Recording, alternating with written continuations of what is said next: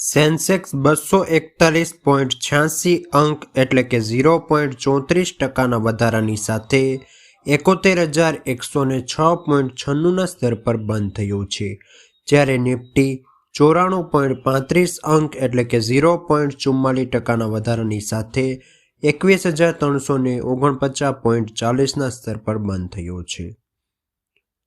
કારોબારી સપ્તાહના અંતિમ દિવસે બજારમાં ઉતાર ચઢાવ જોવા મળ્યો છે.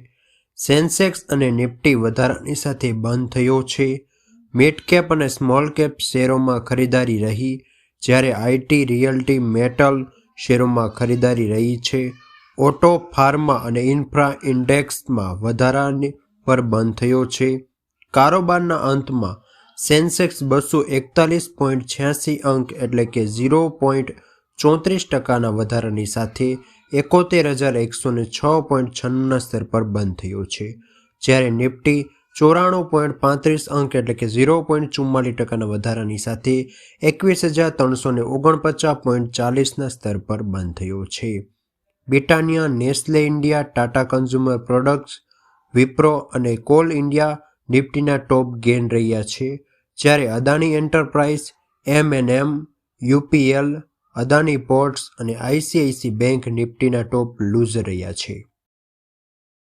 બેંકને છોડીને તમામ સેક્ટર લીલા નિશાન પર બંધ થયા છે.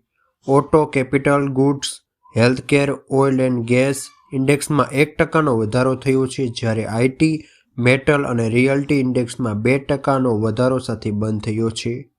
જ્યારે આ વચ્ચે BSIના મિડ કેપ ઇન્ડેક્સ 0.7% અને સ્મોલ કેપ ઇન્ડેક્સ 1%ના વધારાની સાથે બંધ થયું છે.